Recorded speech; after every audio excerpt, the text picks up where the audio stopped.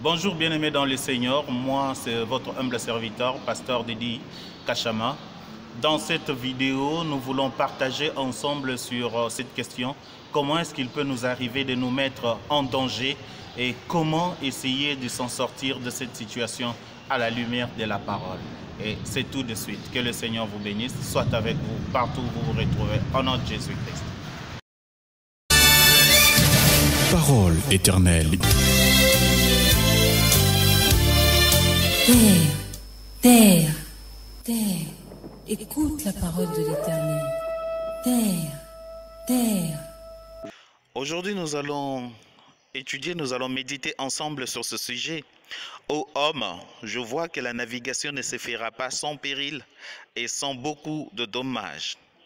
À la maison, nous allons lire Actes des Apôtres, tous les chapitres 27. Et nous, ici, nous allons lire d'abord le verset 10 à 15 afin de pouvoir nous plonger dans la pensée de notre thème. Actes des Apôtres, chapitre 27. Je vois que la navigation ne se fera pas sans péril et sans beaucoup de dommages, non seulement pour la cargaison et pour le navire, mais encore pour nos personnes. Mais le centenier se fiait au pilote et au capitaine du navire plutôt qu'aux paroles de Paul. Et comme le port se prêtait mal à l'hivernage, la plupart furent d'avis de remettre la voile pour atteindre si possible Phénix, port de la Crète tourné vers le sud-ouest et le nord-ouest, afin d'y passer l'hiver. Un léger vent du sud vint à souffler. Ils pensèrent être en mesure d'exécuter leur projet, levèrent l'ancre et côtoyèrent de près la Crète. Mais bientôt après, venant de l'île, un vent de tempête appelé Eurachilion se déchaîna. Le navire fut entraîné sans pouvoir tenir contre le vent, et nous nous sommes laissés aller à la dérive. Navigation, c'est le fait d'aller en bateau. C'est l'action de naviguer. Naviguer signifie aller sur mer, sur lac, sur rivière. Naviguer, ça signifie piloter, conduire. On peut conduire de bateau, on peut piloter les avions, mais on peut piloter sa propre vie. Quand est-ce que nous nous mettons en danger et nous mettons en danger ceux qui sont sous notre responsabilité? Selon la parole de Dieu, si nous lisons le verset 11, la Bible nous dit « Le centenier écouta le pilote et le patron du navire plutôt que les paroles de Paul. » Quand l'homme refuse d'écouter la pensée de Dieu, il se met en péril. Quand l'homme rejette la parole de Dieu pour se confier à des histoires des hommes, il se met en danger. Quand l'homme rejette la parole de Dieu pour considérer les avis des hommes, il se met en danger. Quand l'homme considère la classe sociale de celui qui est en train de lui transmettre la volonté ou soit la pensée de Dieu, il se met en péril. C'est pourquoi, bien-aimés dans le Seigneur, la parole de Dieu nous dit « Le ciel et la terre passeront, mais mes paroles ne passeront point. » Quand le Seigneur nous avertit de quelque chose et nous ne voulons pas le considérer, nous nous mettons en difficulté. Imaginez un moment si Pharaon avait rejeté la pensée de Joseph parce qu'il était un esclave, il allait mettre en danger son trône, son autorité, sa famille, son pays et tous ceux qui venaient pour acheter en Égypte. Même l'économie de l'Égypte allait connaître de sérieux problèmes. Si Pharaon avait déconsidéré Joseph, il avait regardé Joseph comme un prisonnier, comme un moins que rien, il allait connaître beaucoup de dommages dans son pays.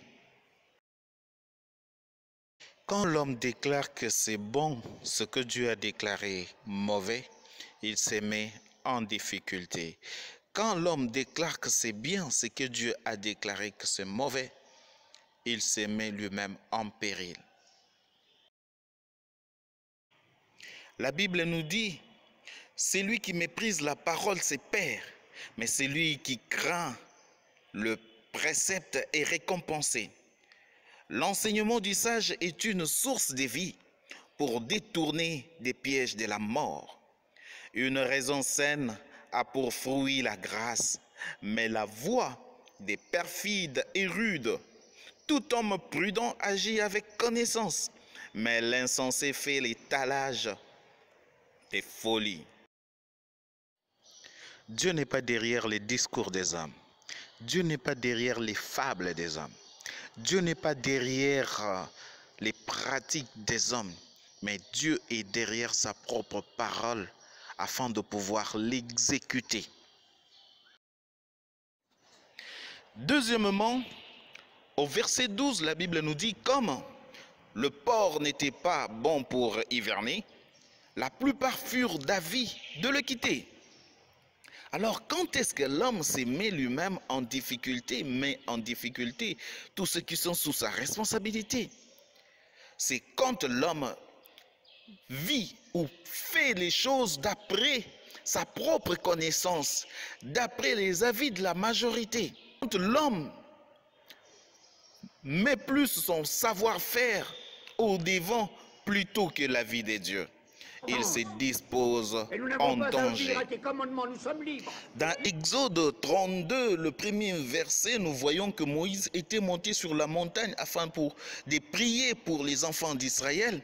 Mais eux qui étaient restés en bas, ils se sont dit, tel que la Bible nous le dit, le peuple voyant que Moïse tardait à descendre de la montagne, s'assembla autour d'Aaron et lui dit, allons, fais-nous un Dieu qui marche devant nous, car ce Moïse, cet homme qui nous a fait sortir du pays d'Égypte, nous ne savons ce qu'il est devenu.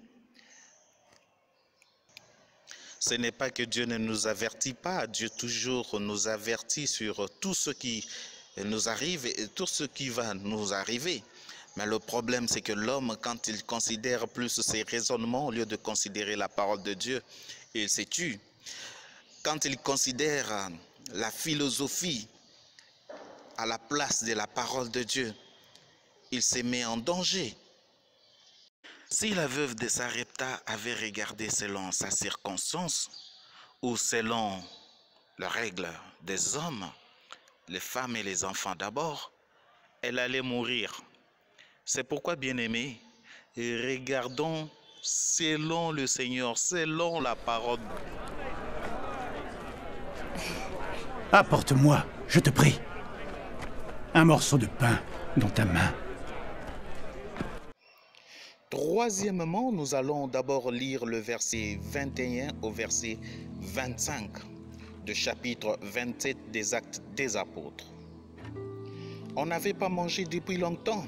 Alors Paul, se tenant au milieu d'eux, leur dit, « Ô hommes, il fallait m'écouter et ne pas partir de Crète, afin d'éviter ce péril et ce dommage. » Oui, bien-aimés dans le Seigneur, la volonté de Dieu, ce n'est pas de nous laisser dans notre erreur. Autrefois, nous avons fait sourd d'oreille, mais cette fois-ci, il veut nous rappeler afin que nous puissions nous remettre à l'ordre. Autrefois, peut-être que tu avais négligé la parole de Dieu. Maintenant, Dieu te donne encore une seconde chance, une deuxième possibilité de pouvoir l'écouter afin que tu vives. Car cette fois-ci, Dieu a remis la responsabilité à Paul et non à Julius. C'est pourquoi il dit, « Maintenant je vous exhorte à prendre courage, car aucun de vous ne périra, et il n'y aura de perte que celle du navire. Un ange du Dieu à qui j'appartiens et que je sers m'est apparu cette nuit et m'a dit, « Paul, n'aie crains point, il faut que tu comparaisses devant César. Et voici, Dieu t'a donné tous ceux qui naviguent avec toi. C'est pourquoi, ô homme, rassurez-vous, car j'ai cette confiance en Dieu qu'il en sera comme il m'a été dit. » Maintenant, Dieu nous exhorte à prendre courage. Maintenant, Dieu nous donne une seconde opportunité. Maintenant, il faut que nous puissions apprendre à vivre et à marcher avec lui. Maintenant, Dieu nous commande, Dieu nous ordonne à nous rassurer d'avoir confiance en lui, car il veut que nous arrivions à la destination et que nous puissions tout faire selon sa volonté. Jésus est notre sécurité quand tout va mal. Jésus est notre assurance. Faisons-lui confiance, car le juste vit par la foi et non par la vue. Même s'il y a le vent contraire, car la vie chrétienne n'est pas facile, mais il faut que nous puissions croire, il faut que nous puissions garder la foi en Jésus-Christ jusqu'à la fin. Avant, la responsabilité a été donnée à Jéulis, qui représente tout simplement le premier Adam, une âme vivante, où tout était vraiment mécanique, où tout était charnel. Mais maintenant, Dieu a donné cette fois-ci la responsabilité à Paul, qui représente le dernier Adam, qui est devenu un esprit vivifiant. Le premier homme a été tiré de la terre et le deuxième homme est venu du ciel. C'est Jésus qui est le second, mais qui est venu nous montrer la voie qui mène à Dieu. Afin que nous ne puissions pas rester dans notre ignorance, afin que nous ne continuions pas à vivre dans les erreurs, mais que nous puissions cette fois-ci prendre le chemin qui mène à la gloire, prendre et considérer la parole de Dieu qui vient pour nous sauver, car Jésus-Christ est le chemin, la vérité et la vie.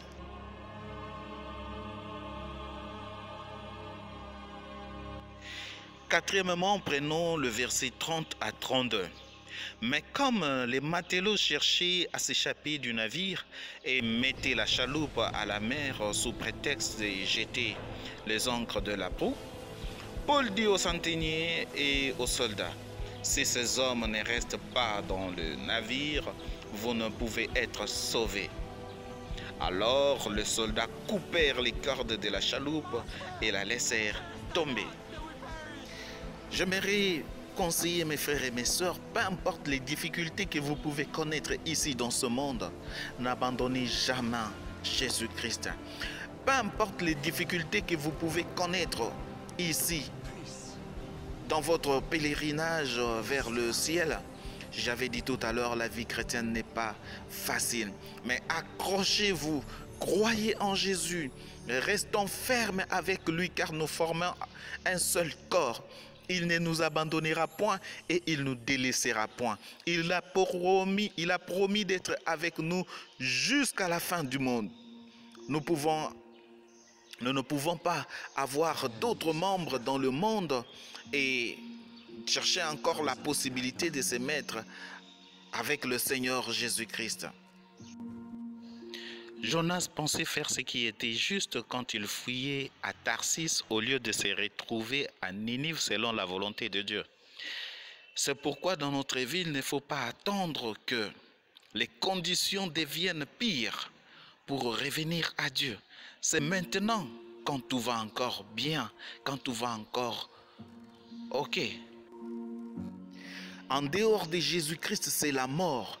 En dehors de Jésus-Christ, c'est le ténèbre. Si le plus grand bateau n'a pas pu, est-ce qu'une chaloupe peut t'amener au bon port?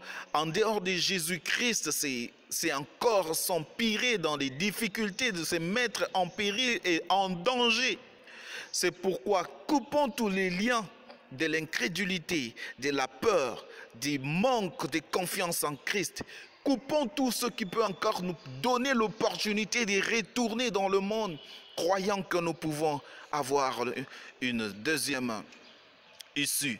Seul Jésus-Christ est le chemin, la vérité et la vie. Seul Jésus-Christ nous aime, car il est écrit: Dieu a tant aimé le monde et il a donné son Fils unique afin que quiconque croit en lui ne périsse point, mais qu'il ait la vie éternelle.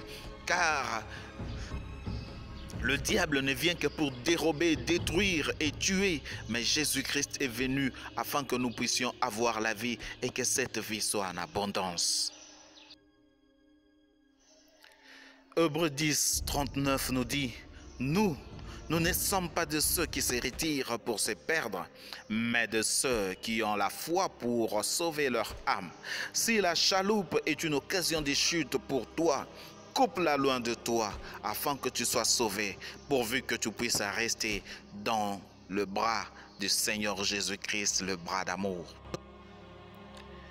Cinquièmement, nous allons prendre le verset 33 à 36, la Bible nous dit, « Avant que le jour parût, Paul exhorta tout le monde à prendre de la nourriture, disant, « C'est aujourd'hui le 14e jour que vous êtes dans la tente et que vous persistez à vous abstenir de manger. Je vous invite donc à prendre de la nourriture, car cela est nécessaire pour votre salut, et il ne se perdra pas un cheveu de la tête d'aucun de vous. » Ayant ainsi parlé, il prit du pain et, après avoir rendu grâce à Dieu devant tous, il le rompit et s'est mis à manger. Et tous, reprenant courage, mangèrent aussi. Avant que le jour parût, avant que le Seigneur puisse revenir, avant que nous puissions connaître la rencontre avec le Seigneur, avant l'enlèvement de l'Église, Dieu nous exhorte à prendre de la nourriture, car cela est nécessaire pour notre salut. Et je vous le dis, si vous ne mangez la chair du Fils de l'homme, et si vous ne buvez son sang, vous n'avez point la vie en vous-même. Celui qui mange ma chair et qui boit mon sang a la vie éternelle, et je le ressusciterai au dernier jour. Car ma chair est vraiment une nourriture, et mon sang est vraiment un breuvage. Celui qui mange ma chair et qui boit mon sang demeure en moi, et je demeure en lui. Comme le Père qui est vivant m'a envoyé, et que je vis par le Père. Ainsi celui qui me mange, celui-là vivra par moi. À la fin, il a dit, c'est l'esprit qui vivifie, la chair ne sert de rien. Mon frère, ma soeur, si vous voulez arriver, si nous voulons arriver à la destination, mangeons Jésus, buvons Jésus-Christ, sanctifions-nous tout le jour, pardonnons-nous les uns les autres, aimons la parole de Dieu. Ne vous bornez pas à écouter la parole seulement, mais mettez-la en pratique et nous verrons la gloire de Dieu. Vomissons le monde et faisons confiance au Seigneur Jésus-Christ qui nous amènera jusqu'à la fin. Et la Bible nous dit, nous ne manquerons de rien en lui. Arrêtez de suivre les opinions des hommes et la voix de la majorité. Concentrez-vous à vivre la parole de Dieu, à vivre selon la foi. Et lui, il nous garantira la vie, la sécurité, la paix, la joie, son amour qui surpasse tout entendement. La Bible nous dit, il ne permettra pas que notre pied puisse chanceler. Et ici, Paul est en train de confirmer qu'il ne se perdra pas un seul cheveu de votre tête. C'est pourquoi, bien-aimés dans le Seigneur, ayons toujours notre regard d'où ne vient le secours, car le secours vient de la montagne sainte. Le secours vient de Jésus-Christ, qui est notre seule opportunité de pouvoir retourner au Seigneur. Avec Jésus-Christ, nous allons vaincre Héraclon. Car Héraclon est comme l'image du diable qui vient toujours contrer notre foi chrétienne pour que nous soyons ballottés à tout vent de doctrine. Avec Jésus-Christ, nous allons vaincre car il nous a donné l'autorité, le pouvoir de marcher sur les serpents, sur les scorpions et sur tout ce qui pourra nous nuire. Car c'est Jésus seul qui peut calmer la tempête. Et nous allons tout simplement dire, qui est celui-ci? Et le monde pourra dire, qui est celui-ci à qui obéissent même le vent? Que la gloire, l'honneur et la louange reviennent à notre Seigneur Jésus-Christ. Contactez-nous ou envoyez vos SMS au numéro suivant, plus 243 82 237 34 79 ou écrivez-nous à l'adresse suivante paroleeternellembujimaï@gmail.com. Que la paix du Seigneur soit avec vous partout où vous vous retrouvez. Au nom de Jésus-Christ. Amen.